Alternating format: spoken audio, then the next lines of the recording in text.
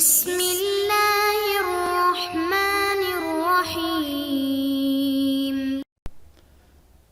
السلام علیکم محترم سامعین اور عزیز طلبہ کرام، امید کرتا ہوں کہ آپ تمام احباب خیر و عافیت سے ہوں گے۔ آج کا ہمارا سبق نمبر 33 ہے، جس میں ہم اشعار پڑھیں گے۔ کبشہ اخت عمرو بن معدی کرب۔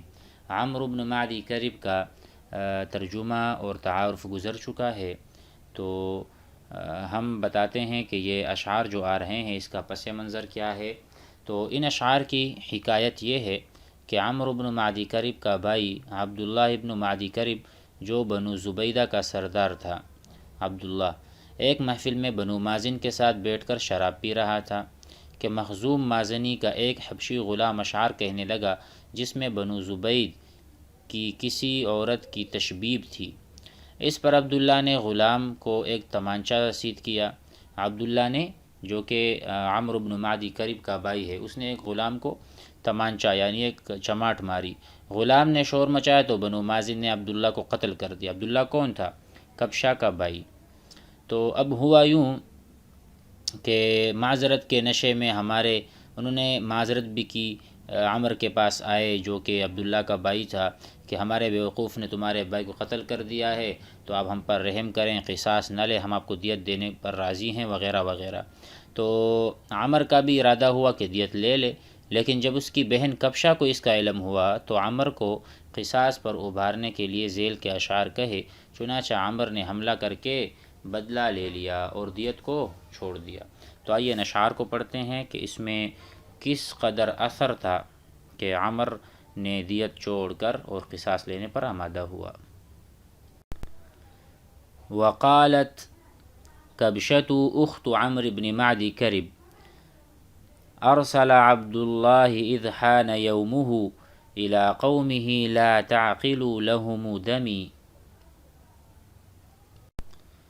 ولا تأخذوا منهم إفالا وأبكرا وأترك في بيت بصعدة مظلم ودع عنك عمرا إن عمرا مسالم وهل بطن عمرو غير شبر لمطعم فإن أنتم لم تثأروا واتديتم فمشوا بآذان النعام المصلم ولا تردوا إلا فضول نسائكم إذا ارتملت أعقابهن من الدم۔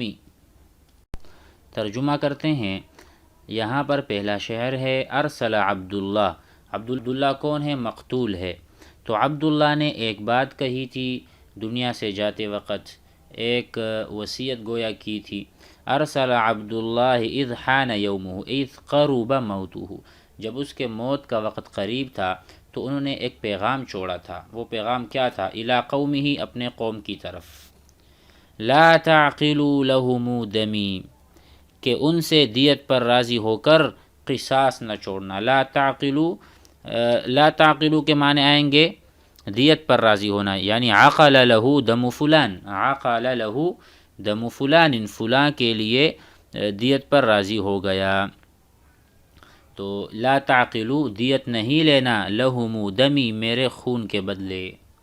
ارسل عبداللہ اذ حان یومہ اذ جاء اجلہ الی قومہ، اپنے قوم کی طرف۔ لا تعقلوا لہم دمی، کہ میرے خون کا بدلہ قصاصاً لینا، نہ کہ دیت۔ تو اس کی بہن نے کہا کہ اس نے کہا تھا کہ میری دیت نہ لیو۔ ولا تأخذوا، اور مت لو، منہم، ان سے، کس سے؟ بنی مازن سے۔ بنو مازن کے ایک غلام نے اس کو، جب اس نے تمانچہ مارا تھا بنو مازن کے غلام کو، تو وہ لوگوں نے عبداللہ کو قتل کیا تھا۔ تو گویا کہ عبداللہ نے کہا تھا ولا تأخذوا منہم افالا، افال کہیں گے اونٹ کے چھوٹے بچے، ان سے دیت میں نہ لینا اونٹ کے چھوٹے بچے۔ آگے ہے ابکرن۔ ابکرن یہ بکرن کی جمع ہے جس کا نام ہے نوجوان اونٹ۔ ابکر نوجوان اونٹ، نہ چھوٹے بچے لینا اونٹ میں، افالن، اور نہ ہی جوان اونٹ لینا۔ لا تأخذوا ای لا تتحصلوا۔ وَأُتْرَک اور میں چھوڑ دیا جاؤں گا. ترکا یترکو ہے لیکن یہ ماضی مضارع مجہول کا صیغہ ہے. انا اترکو میں چھوڑا جاؤں گا. فی بیت ایسے گھر میں بصعدہ جو صعدہ کے مقام پر ہے. مظلمی ایسا گھر کہ جس میں اندھیرا ہی اندھیرا ہے، یعنی میں قبر میں ایسے ہی پڑا رہوں اور تم جو ہے اونٹ اور اونٹنیاں جوان اونٹ لے کر اپنے مزے کرو گے دنیا میں. مثلا وہ کہنا چاہ رہے ہیں اور ان سے اونٹوں کے بچے اور جوان اونٹ مت لینا اس حال میں کہ میں صعدہ نامی مقام میں تاریک قبر میں پڑا رہوں. ودع عنک عمرا ان عمرا مسالم اور عمر کو چھوڑ دو وہ تو صلح کرنے والا ہے.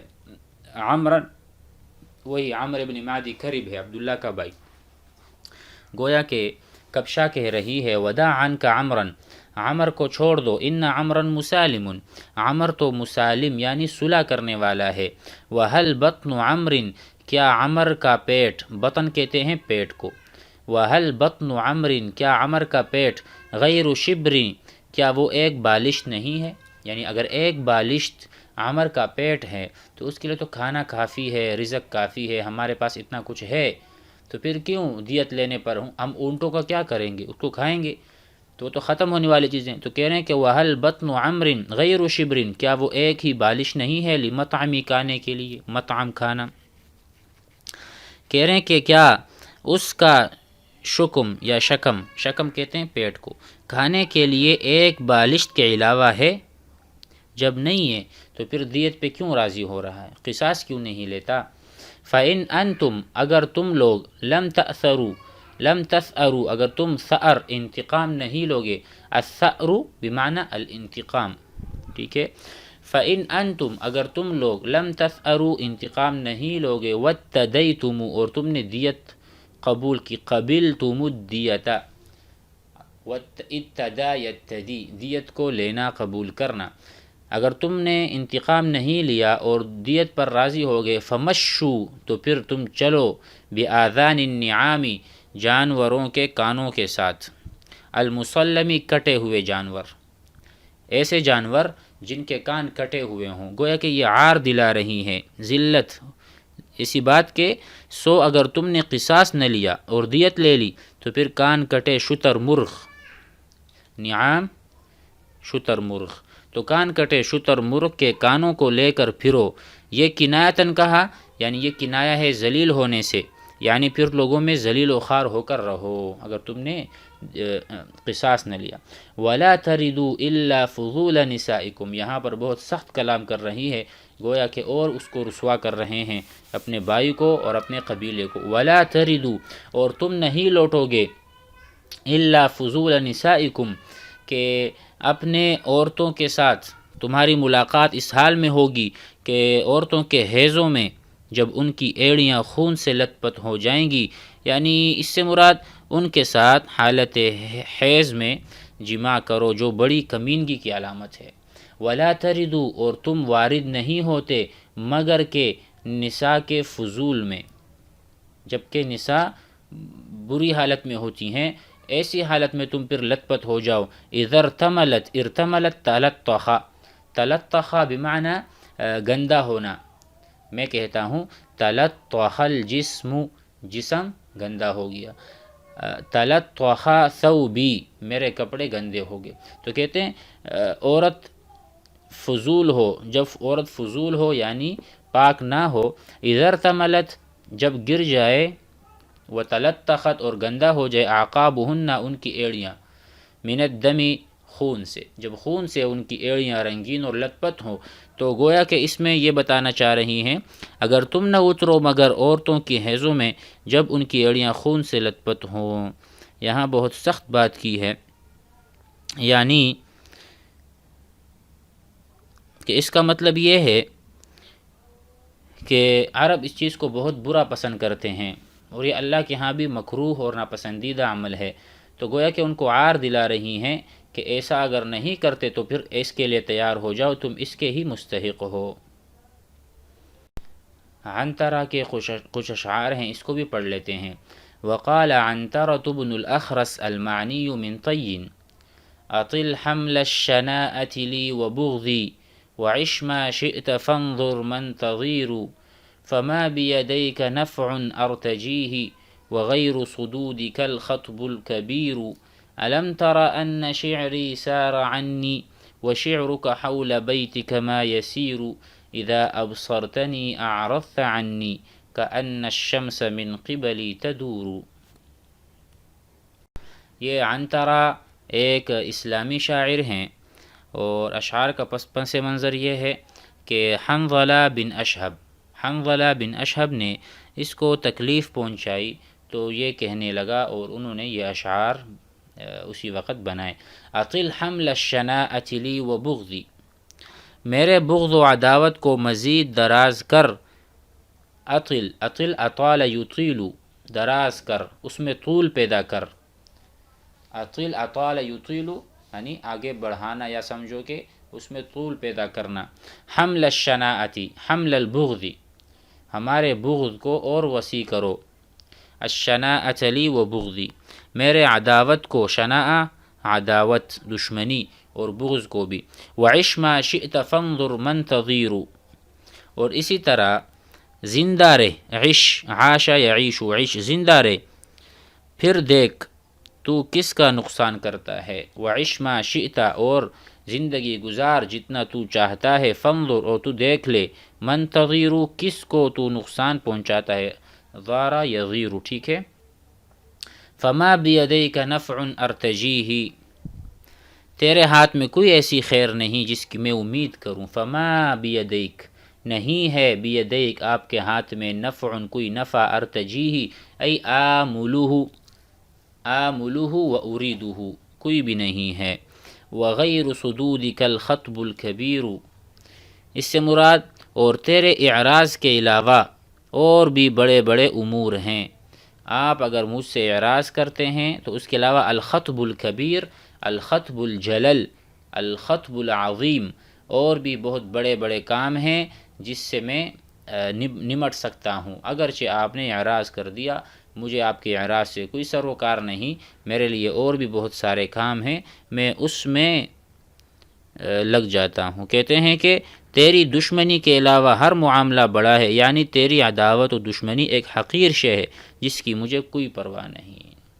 الم تر ان شعری سار عنی، کیا تو نہیں دیکھتا کہ میرے اشعار ہر طرف پھیل گئے. الم ترا، کیا تم نہیں دیکھتے، ان شعری میرے اشعار سار عنی ہر طرف پھیل گئے. سارا یسیرو یا شاع یشیع. آگے کہتے ہیں وشعرک حول بیتک ما یسیر، اور تیرا شعر تیرے گھر کے ارد گرد بھی نہیں گھومتا. یعنی آپ کے جو اشعار ہیں ان کو مقبولیت نہیں حاصل، لیکن میرے اشعار ہر زبان پر ہیں، ہر گھر میں ہیں، ہر بندہ اسے گاتا گنگناتا ہے. اذا ابصرتنی فی موضع ما، جب آپ مجھے دیکھتے ہو کسی بھی مقام پر، جب تو مجھے دیکھتا ہے تو رخ پھیر لیتا ہے. اعرضت عنی، اعرض یعرض، اعراض کرنا، جب بھی مجھے دیکھتا ہے مجھ سے اعراض کرتا ہے. کأن الشمس من قبلی تدور، کہ گویا آفتاب میرے ارد گرد پھر رہا ہے، جس کے سبب تیری آنکھیں میری طرف جم کر نہیں دیکھ سکتی. یعنی میں گویا کہ آفتاب میرے ساتھ ہے جس کی چمک آپ کو مجھ پر نظر جمائے نہیں چھوڑتی. آپ مجھ پر نظر نہیں جما سکتے، جب بھی مجھے دیکھتے ہو آنکھیں پھیر لیتے ہو. اس کا مطلب کہ میرے ارد گرد ایک سورج ہے جس کی کرنیں آپ کی آنکھوں پر پڑتی ہیں اور آپ مجھے نہیں دیکھ سکتے. کأن الشمس من قبلی من جانبی، میری طرف سے، تدور دارا یدور گھومتا ہے. فهذه الاشعار كذلك جميلة وجيدة ينبغي ان نحفظ كذلك. اطل حمل الشناءة لي وبغضي وعش ما شئت فانظر من تضير فما بيديك نفع ارتجيه وغير صدودك الخطب الكبير. ألم تر أن شعري سار عني وشعرك حول بيتك ما يسير إذا أبصرتني أعرضت عني كأن الشمس من قبلي تدور. جزاكم الله خير.